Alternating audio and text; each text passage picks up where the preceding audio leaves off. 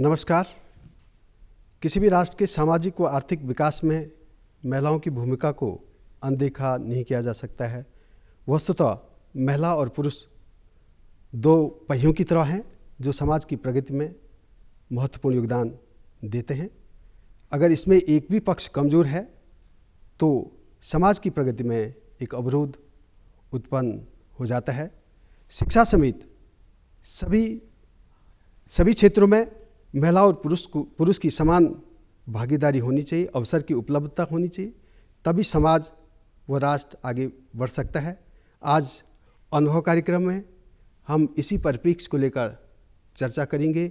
हमारे साथ हमारे मेहमान हैं कमला पंत जी, जो 1968 से 2010 तक शिक्षा विभाग में महत्वपूर्ण पदों पर रही हैं। हम उनके अनुभवों का इस कार्यक्रम में लाभ लेंगे। नमस्कार। हमारी दूसरी मेहमान हैं डॉक्टर उमा भट्ट जी, जो शिक्षाविद हैं और न केवल शिक्षाविद हैं वरन एक अच्छी लेखक हैं और अपने लेखन से समाज को एक दिशा निर्देश देती रही हैं। तीसरी मेहमान हमारी डॉक्टर सुनीता भट्ट जी हैं, जो नवोदय विद्यालय में प्रधानाचार्य हैं और वर्तमान में नौनिहालों के भविष्य को निखार रही हैं, संवार रही हैं। मेरा पहला सवाल कमला पंत जी से है कि आपका इतने वर्षों का अनुभव रहा है शिक्षा विभाग में, तो आप बालिका शिक्षा को किस तरह से देखते हैं और वर्तमान में बालिका शिक्षा की दशा और दिशा क्या है? विश्वास जी, जिस दिन 26 जनवरी 2050 को संविधान में का लिखा गया होगा जी कि 6 से 14 वर्ष के बच्चों के लिए अनिवार्य और निःशुल्क शिक्षा होगी, ये संविधान का संकल्प रहा होगा। मेरी शिक्षा ठीक उसी समय शुरू हुई। मेरी जन्म तो गुलाम भारत का है, लेकिन आज़ादी के बाद संविधान निर्माण के समय से शिक्षा शुरू हुई। और मेरी जो पहली शिक्षा है वो एक रानीखेत के पास दड़माड़ एक स्कूल है, वहाँ से हुई थी। हम पाटी तख्ती लेकर जाते थे, ज़्यादातर लड़के साथ होते थे, इक्की दुक्की लड़कियां जो हमारी माँ जैसी 2-4 साक्षर माँओं वाली होंगी वही जाती थी। अगर 50 लड़के होते तो 3 या 4 लड़कियां हम होती थी। उसके बाद हम लोग धीरे बढ़े, 5वीं तक तो किसी तरह हम लोग रानीखेत में आ गए, तो थोड़ा टाउन स्कूल था तो थोड़ी लड़कियों की संख्या थोड़ी बढ़ी। लेकिन 5वीं के बाद मैंने अगर शिक्षा के क्षेत्र में इस बालिका होने के अंदर सबसे बड़ा विरोध किसी का सहा है तो अपने पिता का सहा है। 5 पढ़ लिया, अब क्या जरूरत है? लेकिन माँ थी पीछे से, तो कहते हैं ना, एक महिला अगर साक्षर होती है तो पूरा परिवार शिक्षित होता है। जी। तो वो उस एक महिला की वजह से मेरी 8th तक की एजुकेशन किसी तरह से रानीखेत शहर में हो गई। 8th के बाद मेरे पिता ने कहा बहुत हो गया, अब देखिए ना किस तरह से बढ़ रही हैं। लेकिन मेरी माँ ने कहा कि घर बैठ के तो ये क्या करेगी, जाने दो ना उसको स्कूल, कुछ मांग थोड़ी रही है, हो जाता है उतने से, एक का झगुल तो चाहिए। ठीक हो गया। इस बीच जब हम अल्मोड़ा आ गए तो हमने देखा कि मेरी मदर को लगा ऐसा कि वहाँ पर लड़कियाँ ज़्यादा पढ़ रही हैं, ज़्यादा स्कूल जा रही हैं, ज़्यादा समझदार हैं, हालांकि घर के सारे काम कर रही हैं, लेकिन पढ़ाई लिखाई का जो एटमॉस्फेयर था वो बहुत अच्छा था। अल्मोड़ा का जो पढ़ने लिखने का एटमॉस्फेयर था, यहाँ से आगे मैंने जितना भी पढ़ा वो माँ की शह पर, अपनी शिक्षिकाओं की शह पर, अपने गुरुजनों की शह पर पढ़ा। और हम लोगों के पास अल्मोड़ा जैसे शहर में, जो बड़ा सांस्कृतिक नगरी, बड़ी बौद्धिक नगरी कहलाती है, 3 स्कूल थे बालिकाओं के अल्मोड़ा में और इंटरमीडिएट कॉलेज केवल 1 था लड़कियों के लिए। तो बाद में जो 2-3 आसपास के स्कूलों के होते थे सब वहीं आ जाते थे, वो पढ़ लेते, तो फिर वो संख्या कम हो जाती थी, बहुत कम, क्योंकि हाई स्कूल के बाद लड़कियों को पढ़ाना एक तरह से बहुत पढ़ा लिया, शादी लायक हो गई बस। ये जो आप बता रही हैं ये आज़ादी के कितने वर्षों के बाद की स्थिति है जो आप बता रही हैं? देखिए, मैं 50 से 60 के बीच की बात कर रही हूँ। 61 में मैंने हाई स्कूल किया है। जी। इतना बिल्कुल, मेरा तो बिल्कुल गिना स्पान है ना आज़ादी के बाद का। तो ये जो बीच के 10-12 साल हैं जिसमें मैंने हाई स्कूल तक कर लिया, उसके बाद मेरा संपर्क रहा है, हमारी शिक्षिका थी गंगोत्री गर्ब्याल, अच्छा, जो धारचूला की रहने वाली थी, धारचूला के इंजीनियर गर्ब्यांग की।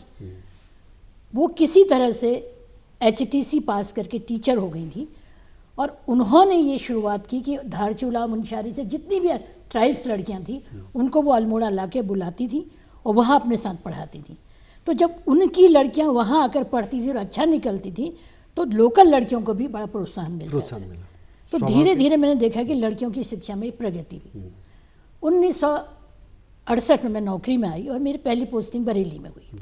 जी, मैं शिक्षा के उस तारतम्य को आपको बता रही हूँ। जब मैं वहाँ स्कूल इंस्पेक्शन के लिए जाती थी और SR रजिस्टर देखती थी तो लड़कियों के नाम होते थे जलेबी देवी, किताबो देवी, रुमालो देवी, बताशो देवी, इमरती देवी, इस तरह के नाम। तो मैं टीचर से कहती थी कि भाई इन लड़कियों के कोई अच्छे नाम भी तो हो सकते हैं, तुम क्यों नहीं इनको करते हो? कि जी इनके घर वालों ने कहा। मैंने कहा मान लो किसी ने, इसका मतलब ये था कि जो बालिकाएं हैं उनके नाम में भी मतभेद, मतलब एक बहुत बड़ा भेद था। अरे हमारे इनके नाम भी अच्छे न रखे जाएं। हमारे यहाँ कुमाऊं में भी सरुली देवी, परुली देवी, खिमुली देवी, ये तो होता था, कमुली देवी। मतलब लड़कियों का जो जहाँ से नाम शुरू होता है ना, जहाँ से लड़की हो गई वहीं से उसको डाउन करो, नाम से ही उसको। तो मैंने पहला अभियान जो चलाया वो ये चलाया कि टीचर से कहा अगर कोई आता आपके रन्नो देवी, बुन्नो देवी, तो उसका नाम रॉ है, उसका नाम रॉ से तुम कोई अच्छा सा ढूंढो और रजिस्टर में लिखो और उनके टीचर को उनके घर में बताओ कि ये इस नाम से जानी जाएगी, ये पढ़ी लिखी लड़की होगी। तो ये 3 साल 4 साल वो इत्तेफाक से गांधी शताब्दी वर्ष था और चल रहा था बेसिक एजुकेशन को लेकर काफ़ी बड़ा अभियान। तो एक परिवर्तन तो हम जैसे कुछ लोग इस तरह से लाए कि कम से कम लड़कियों के नाम उनको पुकारने लायक तो हों, सम्मानजनक तो हों। एक प्रकार से आपने उनके नाम से ही एक अच्छी शुरुआत की थी और आपने उनको अच्छे नाम दिए तो स्वाभाविक है उनका एक प्रोत्साहन भी बढ़ेगा और एक उनके प्रति सम्मानजनक, जब आप सम्मानजनक नाम बोलेंगे तो उनका भी प्रोत्साहन बढ़ेगा। जैसे किसी ने रन्नो देवी कहा, नहीं रमा देवी आ गया और उसको रमा करे, अरे मेरा नाम रमा। तो थोड़ा पहनावे में फर्क आता, चाल चल उसमें फर्क आता। नाम के अनुकूल नाम खाली थोड़ी रखे जाते हैं, नाम के अनुकूल फिर धीरे धीरे व्यक्तित्व ढलता है, आचरण भी करता है। जो तो नाम तो गुण। आपके और सवालों पे मैं बाद में आऊँगा। अब मेरा डॉक्टर उमा भट्ट जी से सवाल है कि आप तो बहुत समय तक अध्यापन से जुड़ी रही हैं और जैसे कुमार जो है कच्चे घड़े को चित्रकारी करता है, नक्काशी करता है, उसको एक स्वरूप देता है, तो वैसे आप बच्चों के भविष्य को तराशती रही हैं। लेकिन आप अध्यापन के दौरान आपने क्या ये महसूस किया कि बालक और बालिका का जो भेद है उससे बालिकाओं की शिक्षा पे एक दुष्परिणाम पड़ रहा था? जब आप पढ़ा रही थी तो उसमें आप अपना विचार रखेंगे कि आपने क्या देखा अपने अध्यापन के दौरान? धन्यवाद बेंजाल जी। सबसे पहले तो मैं दूरदर्शन को धन्यवाद दूंगी कि वो इस बालिका शिक्षा को इस विमर्श में लाए। इसके लिए यहाँ की जो टीम है उसको थैंक्स कहूँगी। मैं बड़ा उदाहरण अपने ही पर दूँ। हमारे गांव का जो स्कूल था उसमें लड़के ही लड़के थे। सबसे पहले गांव से हम दोनों बहनों ने हाई स्कूल किया। तो मैं 7th की बात कर रही हूँ, जब खेल कूदों की तैयारी होती थी, रैली उसकी तैयारी हो रही थी तो दौड़ चल रही थी। दौड़ की प्रतियोगिता होनी थी। तो पहले स्कूलों में उसकी तैयारी होती है, फिर ब्लॉक में होती है, फिर डिस्ट्रिक्ट में जा कर के होती है। तो क्या हुआ कि 7th में हम जितने बच्चे थे, मैं उस स्कूल में अकेली थी उस समय, सारे लड़के थे। तो जब दौड़ की तैयारी चल रही थी तो मैं हर बार लड़कों से आगे दौड़ जाती थी। अच्छा। हाँ, जब भी जितनी बार भी टीचर ने दौड़ाया मैं आगे। मतलब अकेले होने के बावजूद आपके हौसले इतने बुलंद थे कि आप लड़कों को पछाड़ देते? क्योंकि उसके पीछे मेरी माँ थी। अच्छा। माँ का पहले से था कि लड़कियों को शिक्षा जरूरी देनी है। उनको ये था नौकरी करें न करें लेकिन शिक्षित होना चाहिए लड़कियों को। तो दौड़ में जब मैं फर्स्ट निकल रही थी तो लेकिन शाम को टीचर जी हमारे टीचर ने बताया कि तुम दौड़ में नहीं जा सकती हो। अरे मैंने कहा यार मैं तो फर्स्ट आ रही हूँ, बाकी सब 2nd 3rd आ रहे हैं। तो मैं घर आई, मैं रोने लग गई। मम्मी ने कहा कि माँ ने कहा कि क्या है, क्यों रो रही हो? मैंने कहा भाई मैं फर्स्ट आ रही हूँ और वो मुझे खेल कूद में नहीं ले जा रहे हैं। फिर मेरी माँ दूसरे दिन स्कूल में गई कि तुम ऐसा क्यों कर रहे हो, ऐसा भेदभाव क्यों कर रहे हो इसके साथ? तो उन्होंने कहा दीदी हम क्या करें, वहाँ रैली में तो लड़कियाँ जाती ही नहीं है, वहाँ तो केवल लड़कों का लड़की होती ही नहीं है। तो उस समय मुझे बड़ा बुरा लगा कि अगर मैं लड़का होती तो मैंने भी आज जो है इसमें भाग लेना था। लेकिन वो तो तब की बात थी, 1960 का मेरा जन्म है। जी। उसके बाद देखने में आया कि आज भी अभी आज की स्थिति ये है कि शहरों हम यहाँ से आज का जो प्रगतिशील समाज है, हाँ, तो नहीं, हम उस परिप्रेक्ष्य में क्या स्थिति है? शहरों से हम उसकी तुलना नहीं कर सकते, हम देहरादून से उसका आकलन नहीं कर सकते। भारत अभी भी काफ़ी हिस्सा गाँव में है। जी जी। लेकिन गांव की स्थितियां अभी भी, आप चले जाइए, अगर किसी परिवार में 2 लड़कियां और 2 लड़के हैं, एक लड़का एक लड़की है, तो बेटे को प्राइवेट स्कूल में भेजेंगे और लड़कियों को जो है सरकारी स्कूल में लाइन लगी रहती है। तो अभी भी आज भी ये स्थिति है। और जो प्लेन के गांव हैं वहाँ का तो और ज़्यादा है। फिर भी हमारे उत्तराखंड में काफ़ी विकास हुआ है, लड़कियाँ काफ़ी आगे आई हैं। जैसे स्वयं सहायता समूह में देखा हमने कि लड़कियाँ जो है बड़े आत्मविश्वास से, हमारी महिलाएं नारियाँ देहरादून पहुंचती हैं, प्रगति मैदान दिल्ली पहुंचती हैं और अपने रोजगार के साधनों को जुटा रही हैं, रोजगार भी दे रही हैं। तो वो तभी संभव हो पाया जब बालिका शिक्षा में कुछ सरकारों ने किया, पूर्ववर्ती सरकारों ने बालिका शिक्षा को लेकर के काफ़ी सारे प्रोग्राम बनाए, बहुत प्रयास किए, धरातल में काफ़ी प्रयास, काफ़ी कुछ। जी जी जी, ठीक। तो अब मेरा डॉक्टर सुनीता भट्ट जी, आप चूँकि वर्तमान में एक जो छात्र छात्राओं की को एजुकेशन है उसकी प्रिंसिपल हैं और दोनों एक साथ छात्राएं भी और छात्र भी साथ साथ पढ़ रहे हैं, तो आपको क्या महसूस होता है कि इसमें छात्राओं को जो हमारी वो हैं शैक्षिक जो नीतियां हैं, हमारी छात्राओं को कितना प्रोत्साहन मिल पा रहा है और वो अपने को क्या ऐसा तो नहीं कुंठाग्रस्त पा रही है? क्या आज भी ये स्थिति है? मैं ऐसा तो नहीं कहूँगी, क्योंकि मेरा जो विद्यालय है ये जनपद देहरादून का विद्यालय है, लेकिन जो यहाँ पर बच्चे आते हैं वो सुदूर चक्रौता काल से, माने ग्रामीण इलाके के 80% बच्चे आते हैं, जिसमें 50% छात्राएं हैं। अच्छा। जब मैंने यहाँ पर पहले ज्वाइन किया तो मुझे वास्तव में जो बात आप कह रहे हैं कि बालक और बालिकाओं की शिक्षा में, उनकी सोच में बहुत अंतर दिखा। बालिकाएं क्या होती थी कि घर का, चाहे घर वाले भी उनको भेजते नहीं थे, उनको पहले तो एग्ज़ाम ही नहीं दिलाते थे, क्योंकि इस विद्यालय में इंट्रेंस एग्ज़ाम होते हैं। जब एग्ज़ाम नहीं दिलाया, अगर सिलेक्शन हो भी गया तो घर में जो बच्चों से काम कराते हैं उसकी वजह से वो भेजते नहीं थे, एडमिशन नहीं कराते थे कि बच्चा हॉस्टल में चला जाएगा, फिर कैसे होगा। इससे अच्छा तो ये है कि नज़दीक का जो प्राइमरी स्कूल है वहीं बच्चे जो है लड़कियां पढ़ लें, और लड़कों की संख्या काफ़ी थी। धीरे धीरे जब पिछले बार का इंट्रेंस एग्ज़ाम हुआ तो मैंने पूरे ब्लॉक में एक अभियान के रूप में इसको लिया कि ज़्यादा से ज़्यादा छात्राएं भी इसमें भाग लें। और उसका एक और रीज़न है जो आप कह रहे हैं कि छात्र छात्राओं में जो डिफरेंस है कि जब बच्चियां एडमिशन लेती थी तो घर से ज़्यादा जुड़ी होने के कारण बच्चियां रह नहीं पाती थी जी। और वो अधिकतर रोना धोना और फिर घर की याद आना, इन सब चीज़ों से वो धीरे धीरे, वो घर वाले भी तो एक माइंड उनका सेट रहता था कि कुछ दिन पढ़े फिर घर आ जाए, तो वो टीसी लेकर के घर निकल जाती थी। तो जो काफ़ी सीट वो जो है बच्चियां वापस चली जाती थी। तो फिर मैंने इस तरीके से देखा, वास्तव में बच्चियों के साथ हमारा, चाहे हम आज जितना भी कहें कि हम लोगों ने इतने प्रोग्राम किए हैं, सरकार भी वो कर रही है, लेकिन बच्चों के जो अंदर तक का जो मन है ना, उसमें हमें बहुत काम करने की अभी ज़रूरत है। फिर मैंने बच्चियों के साथ बैठ कर के एक वो लिया कि हम हफ्ते में एक दिन शाम को रात में, क्योंकि रेजिडेंशियल स्कूल है, रात में बच्चों के साथ बैठ जाती हूँ, बाल चौपाल लगाती हूँ, बच्चियों से किसी से कुछ गाना, कुछ उनकी शारीरिक परेशानियाँ भी हैं, क्योंकि वो जो दौर है, जिस दौर में मेरे विद्यालय में बच्चियाँ आती हैं, उनके शारीरिक परिवर्तन का भी दौर है। और बच्चे साथ पढ़ते हैं, घर साथ में नहीं है, हॉस्टल की एक लिमिटेड सुविधाएं हैं, तो उस दौर से भी बच्चियां गुजरती हैं। क्योंकि आप उनके साथ रह रही हैं, तो अब आप इस तरह की छात्राओं के मनोविज्ञान को बहुत अच्छी तरह से जानती हैं। तो मैं ये जानना चाह रहा हूँ कि क्या उसको, उनकी शिक्षा को और सुरुचिपूर्ण बनाने के लिए आपके स्तर पे किस तरह के प्रयास किए जाते हैं ताकि वो और छात्राएँ प्रोत्साहित हों वहाँ पढ़ने के लिए, आने के लिए? इसके लिए वही मैं आगे बढ़ा रही थी कि हम लोग, मैंने क्या किया कि बच्चियों के साथ रात को डिनर के बाद हम लोग 8:30 बजे बैठ करके और एक आधा पौन घंटा बाल चौपाल टाइप लगाते थे गर्ल्स के साथ बैठकर, उनकी समस्याएं सुनना, उनके साथ रहना। और मेरा रेजिडेंस भी वहाँ पर है, तो मैं बच्चियों को जो है अपने पास बुलाते थे वो संडे के दिन, तो वो जो थोड़ा बहुत खाना पीना या अब तो इससे क्या होता है बच्चों के अंदर तक जाने का मन वो हुआ, और बच्चों को भी एक विश्वास आया कि स्कूल में भी हमारा देखने वाला है, और उनकी जो छोटी छोटी शारीरिक परिवर्तन से लेकर समस्याएं हैं या उनकी घर की समस्याएं हैं, कई ऐसी चीज़ें देखने को सुनने को मिलती थी कि वास्तव में पेरेंट्स जो है बच्चों के साथ आज भी चाहते हैं कि बच्चों की शिक्षा पर जो है ज़्यादा खर्चा न किया जाए, और बच्चों को ज़्यादा बालिकाएं घर का जितना काम करें उतना बढ़िया उन्हें सपोर्ट करें। तो ये सारी चीज़ें मैंने की, स्पोर्ट्स वगैरह में बालिकाओं को आगे बढ़ाने की कोशिश की।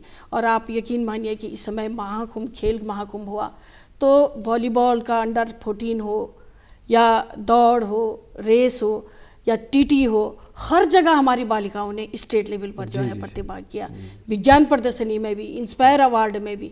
तो अब लग रहा है कि हमारी बच्चियां जो है खुद पे उनका आत्मविश्वास बढ़ रहा है। और इसका नतीजा ये रहा कि इस समय के जो एंट्रेंस एग्जाम के फॉर्म गए तो ज़्यादातर लड़कियों ने जो है वहाँ पर फॉर्म भरा है, क्योंकि ये बच्चियां जब घर जाती हैं तो शेयर करती हैं कि नहीं ऐसा नहीं, तो ऐसा ये स्थिति काफ़ी सुखद है। तो मैं कमला पंत जी से मैं जानना चाह रहा हूँ, वो हमारे दर्शकों को भी ये बताएंगे कि आपका लगभग 4 दशक का इतना व्यापक अनुभव रहा है, और इस बीच गंगा और यमुना में काफ़ी पानी बह चुका है। तो आप अगर एक सम्यक दृष्टि डालती हैं इस पे बालिका शिक्षा पे, तो आप कितनी संतुष्ट हैं, और सुधार की क्या संभावनाएं, क्या गुंजाइश आप देखती हैं कि किस तरह से इसको और बेहतर बनाया जा सकता है? देखिए, मैंने सूत्र को जहाँ छोड़ा था जी, फिर वहीं से आगे बढ़ती हूँ। जी, हमने अपने जीवन में जो भी शिक्षा का अपना कार्यकाल था वहाँ तक मैं आई जहाँ लड़कियों की संख्या धीरे धीरे बढ़ रही है, जी, जन जागृति बढ़ रही, जहाँ उनके पढ़ाने की बात है। जी, उसके बाद आई 1986 की नई शिक्षा नीति, जी, जिसमें फोकस किया गया कि महिला और बालिकाओं के ग्रुपों को, तो महिलाओं के लिए अनौपचारिक शिक्षा, प्रौढ़ शिक्षा ये शुरू की गई, बच्चियों के लिए कस्तूरबा बालिका विद्यालय शुरू किए गए। अब आज तो अटल आदर्श विद्यालय हैं, राजीव गांधी नवोदय विद्यालय हैं, जवाहर नवोदय विद्यालय हैं, हर जगह 50% का रेशियो है। बिल्कुल। सवाल ये है कि संख्यागत दृष्टिकोण से निसंदेह संख्या बढ़ी है, पढ़ने वालों की लड़कियों की संख्या भी बढ़ी है, अपेक्षाकृत बड़ी है पहले से, अपेक्षाकृत क्या काफ़ी बड़ी है। कोई ऐसा शायद कोई पहलू, कोई घर ऐसा नहीं होगा जहाँ बिल्कुल मनाही होती होगी। ऐसे जो कामगार लोग हो गए, कूड़ा बीनने वाले लोग हो गए, बहुत गरीब लोग हो गए, उनको छोड़ करके चाहे कितना भी गरीब परिवार होगा, भले ही सरकारी स्कूल में भेजे, लेकिन भेजता है, चाहता है लड़की पढ़ी लिखी हो। अब अभी आई है नई शिक्षा नीति। नई शिक्षा नीति में बालिकाओं की शिक्षा को और अधिक प्रोत्साहित किया गया है, उनके लिए छात्रावास बनाए जाने की बात हो रही है, उनको जो है रोजगार परक जो छोटेपन से ही कुछ ऐसा दो कि वो छोटेपन से ही आत्मनिर्भर बने, चाहे लड़के हों चाहे लड़कियां हों। तो लड़कियां तो पहले भी हस्तकौशल में दक्ष होती ही हैं, तो आप भी देख रहे होंगे जो लोग बड़ी बीटेक एमटेक करके भी आ रही, इंजीनियरिंग करके भी आ रहे हैं, एमबीए करके भी आ रही, उन लोगों ने भी इधर स्वरोजगार के इसके रास्ते खोल दिए हैं, चाहे वो खेती के में हो, चाहे हस्तकौशल में हो, चाहे होटल मैनेजमेंट में हो, किसी में भी। सवाल ये नहीं है कि शिक्षा बढ़ रही है, जो सवाल यह है इस बात का कि हम आज भी पितृसत्तात्मक समाज में रह रहे हैं। जी। आज भी ये नहीं समझ रहे हैं कि चेतना के स्तर पर बालक और बालिकाएं समान हैं, स्त्री और पुरुष समान हैं, उनकी अंतश्चेतना में, उनकी बुद्धि में, उनकी प्रज्ञा में कोई अंतर नहीं। पितृसत्तात्मक जो हमारा समाज, ये आपने मुख्य विषय उठा दिया है, और जो कहीं न कहीं आज भी जो है ये मिथा कभी टूटा नहीं है। और जिस तरह से मुझे लगता है, जो आप अपना अनुभव बता रही हैं कि, तो आपको लगता है कि इस पितृसत्तात्मक जो हमारी सामाजिक पद्धति है, उससे महिलाओं की शिक्षा पे मतलब एक प्रकार से दुष्प्रभाव पड़ रहा है बालिकाओं की? नहीं, दुष्प्रभाव क्या पड़ना है, थोड़ी दबाव है, थोड़ा दबाव होता है महिलाओं पर, लड़कियों पर, लेकिन बहती जब धारा होती है ना, उससे बड़े बड़े रोड़े भी आते हैं तो वो प्रवाह को रोक नहीं पाते और तेज कर देते हैं। तो मैं तो समाज में देख रही हूँ कि महिलाओं की शिक्षा का क्षेत्र जो है वो वर्सेटाइल हो गया। कई जो फील्ड कभी निषिद्ध थे महिला के लिए, हम लोगों के टाइम में मेरे पिताजी ने 9th में मुझको साइंस इसलिए नहीं लेने दिया, आज तू कह रही कि साइंस ले, तो कल तू कहेगी मैं डॉक्टर नहीं बनने जाऊँगी। मतलब शिक्षा, एजुकेशन में अगर किसी लड़की ने आत्मनिर्भर होना है तो केवल टीचर बनना है। धीरे धीरे वो डॉक्टर में आई, और आज तो कहाँ नहीं है, आज तो सेना में है, नासा में है, उद्योगों में है, बड़े बड़े कॉरपोरेट क्षेत्रों में है। तो मुझे लगता है कि जितना हम पितृसत्तात्मक सत्ता की मैं रोग की बात करते हैं, वो जो एनर्जी है, जो चेतना का प्रवाह है, वो और तेज है और वेगवान हो रहा है। जी जी जी। तो लेकिन मुझे ये लगता है कि एक दौर ऐसा था जब केवल पिता का नाम ही जो है उसमें लिखा जाता था बच्चों के, अब तो माँ का नाम भी उसमें लिखा जा रहा है, और एक प्रकार से बराबर उनको समानता दी जा रही है, सम्मान की जहाँ तक बात है। और सबसे बड़ी बात क्या है कि माता का नाम लिखने से, पिता का नाम लिखने से, या वो शादी के बाद मायके और ससुराल का नाम लिख देने से कोई बहुत बड़ा क्रांतिकारी परिवर्तन नहीं आना है। परिवर्तन कहाँ आता है? मनुष्य की चेतना में आता है। और जब तक हम ये नहीं मानते जी, जो एक पैरेलल काम का जो एक पैरेलल सम्मान है जी, समान सम्मान है, वो दोनों को एक साथ नहीं मिलता, तब तक चाहे कोई एजुकेशन हो, कोई कुछ हो, हम उससे भाग नहीं सकते। पितृसत्ता हावी रहती है जी, जी। चाहे वो पति पत्नी के रिश्ते हों, चाहे भाई बहन के रिश्ते हों, चाहे माँ बेटे के रिश्ते हों, किसी भी रिश्ते में अभी हम वैज्ञानिक टेम्परामेंट में हैं। इस सब के बावजूद बालिका शिक्षा के जो आंकड़े हैं वो काफ़ी सुखद हैं, और मुझे लगता है कि अपेक्षाकृत वो स्थिति में काफ़ी सुधार हो रहा है। डॉक्टर उमा भट्ट जी,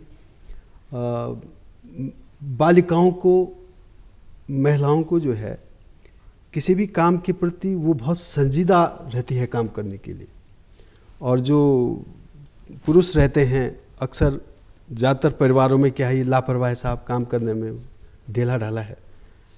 तो ये जो संजीदगी लड़कियों की है, बालिकाओं की, उसको उनको क्या लाभ इसमें मिल रहा है? चूँकि उनको अवसर तो मिल ही रहे हैं, तो इस तरह से क्या महिलाएं आगे बढ़ने में कितनी सहायक है ये बातें, जो उनके बारे में एक धारणा जो समाज में है कि वो अपने काम के प्रति बहुत निष्ठावान और बहुत ईमानदारी से काम करती हैं। तो आपका जो अनुभव है उस लिहाज से आप क्या देखते हैं? मुझे लगता है कि 2005 में प्रोफेसर यशपाल के समय जो शिक्षा नीति आई थी जी, NCF 2005, उसमें बहुत ध्यान दिया गया बालिका शिक्षा पर जी, और जेंडर शब्द भी उसी समय आया, विभेदीकरण, जिसमें स्पष्ट था कि लड़का और लड़कियों में भेद न किया जाए जी। मैं 1981 में मैं टीचिंग में आ गई थी, लेकिन हमारे कुछ पूर्वाग्रह होते हैं। 10 साल तक लगभग मेरा भी वही पूर्वाग्रह रहा कि बाल सभा होती है तो अध्यक्ष जो है लड़के बनेंगे जी, विद्यालय में घंटी बजानी है तो लड़के बजाएंगे, रजिस्टरों का काम करना है तो लड़के करेंगे। हम भी, क्योंकि भाई हम भी उसी समाज की कंडीशनिंग हमारी वैसी हुई है जिस समाज में हम रहे हैं। लेकिन जब 2005 में ये नया पाठ्यक्रम आया, उसमें जाकर के जो टीचर ट्रेनिंग प्रोग्राम चला, बहुत अच्छा मानती हूँ मैं उसको। उस समय समझा गया कि लड़का और लड़की में कितना भेद है। उस समय बहुत बारीकी से सर्वेक्षण हुआ, तो 10-10 दिन की ट्रेनिंग दी जाती थी टीचर्स को। हम भी तब समझे कि हम कहाँ गलत कर रहे हैं। और अगर टीचर संवेदनशील है तो बिल्कुल उस भेद को आप क्लास में दूर कर सकते हैं। बिल्कुल जी, बिल्कुल। तो टीचर की संवेदनशीलता बालक और बालिका में जो भेद है वो हटा सकती है और उनको समान शिक्षा की तरफ ले जा सकती है। जैसे कि अभी मेरे साथ यहाँ पे सुनीता भट्ट ने कहा कि मैं इस तरह से उन बच्चों के साथ जा कर के काम करती हूँ, और नाइट को उनके साथ बैठ करके, ये बहुत ज़रूरी है एक शिक्षक के लिए जी। क्योंकि बच्चा गांव के जिस परिवेश से आ रहा है उसमें अंतर है, उसमें अंतर बचपन से किया जाता है, लेकिन जब वो स्कूल में आता है तो उसके विकास के द्वार वहीं खुलते हैं। तो टीचर को बहुत संवेदनशीलता के साथ पेश आना चाहिए और लड़कियों को भी बराबर प्रोत्साहन देना चाहिए। अच्छा काम करती है तो उनको अप्रिशिएट किया जाना चाहिए। मैंने देखा जहाँ लड़कियों को प्रोत्साहन मिला वहाँ उनके पंखों को उड़ान मिलती है। बिल्कुल, बहुत सही आप कह रही हैं। डॉक्टर सुनीता भट्ट जी, आप चूँकि धरातल में काम कर रहे हैं और अभी भी आप नौनिहालों के बीच में हैं, उनको देख रही हैं, तो आप वर्तमान में आप क्या देख रही हैं और बालिका शिक्षा का क्या भविष्य है, और क्या ये जो भेद और जो ये अंतर ये दिखता है, कई बार व्यवहार में भी झेलना पड़ता है लड़कियों को, तो वो अब वो समाप्त हो गया या अभी भी बना हुआ है? नहीं, हम केवल विद्यालय तक ही, अगर मैं विद्यालय की बात करूं, इससे ऊपर भी अगर समाज का या जो दैनिक समाचार हम लोग पढ़ते हैं, हमने कई बार देखा कि बालिकाओं के लिए बहुत सारे समाज में ऐसे कारक हैं जो अभी भी उनकी शिक्षा पे रोड़े अटका रहे हैं। एक तो सबसे बड़ी बात है कि बच्चों को जो गरीबी है, गरीबी के कारण जो है, जैसे सपोज हमने फ्री टेक्स्ट बुक कर दिया, फ्री शिक्षा कर दी, वो निःशुल्क शिक्षा कर दी, यूनिफॉर्म दे दी, लेकिन उसके बावजूद भी कई बहुत सारी चीज़ें होती हैं, उनकी कापियाँ हैं, उनका विद्यालय तक आने जाने की व्यवस्था है, ये सारी चीज़ें अभी भी उन परिवारों को वहन करने का जो है उन पर एक बोझ लगता है। जहाँ पर बालक और बालिकाएं उनके साथ हैं तो वो सारी चीज़ें, इस बोझ को कम करने का एक रास्ता उनको बालिकाएं ही दिखाई देती हैं। दूसरी चीज़ क्या है कि हमारा समाज है, उसकी के कारण जो असुरक्षा की भावना है, क्योंकि विद्यालय में आपने भी सुना होगा पेपरों के माध्यम से कि बच्चियों के साथ यौन हिंसा होती है, विद्यालय के कर्मचारी हैं, साथ के बच्चे हैं, या वो उन बच्चियों को जो है इस प्रकार से अगर बच्चों के साथ आचरण गलत होता है तो इसके लिए भी माँ बाप डरते हैं कि लेकिन काफ़ी हद तक जो पहले से लेकर, जैसे हमारे साथी दोनों पंत मैम ने और भट्ट मैम ने कहा है, काफ़ी अंतर आया है, लेकिन फिर भी समाज में कई सारे एक फैक्टर ऐसे हैं कि हमें अपने देखने का नज़रिया बदलना होगा। बच्चों की बालिकाओं की सुरक्षा के लिए हमें करना होगा, क्योंकि बालकों के साथ भी अगर वो घटना हो जाए, बालिकाओं के साथ भी हो जाए, उसका जीवन पर्यंत जो प्रभाव है वो बालिकाओं के ऊपर ही पड़ता है। जी। तो इन सब के लिए, इसके बावजूद भी हमारे जितनी भी नीतियाँ बनी, जितनी योजनाएं चल रही हैं, काफ़ी हद तक जो है उसमें प्रयास किया जा रहा है बालिकाओं की शिक्षा के लिए, और वो धरातल पर दिख भी रहा है।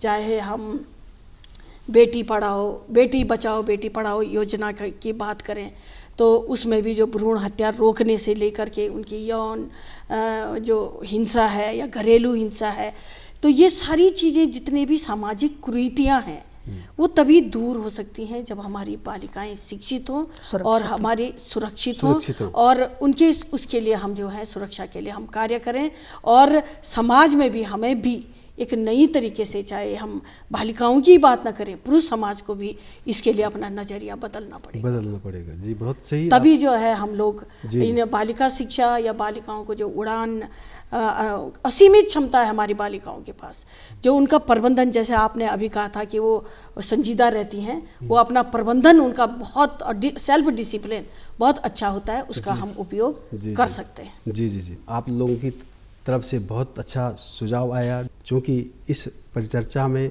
अनुभवी शिक्षाविद हमारे बीच थे, उन्होंने जिस तरह के सुझाव दिए हैं वो न केवल हमारे दर्शकों के लिए, वरन हमारे जो नीति नियंता हैं, नीति निर्धारक हैं, वो भी उसको धरातल में उतारने के लिए प्रयास करेंगे। इस समय के लिए इतना ही। भविष्य में एक नए कार्यक्रम के साथ मिलेंगे, तब तक के लिए नमस्कार।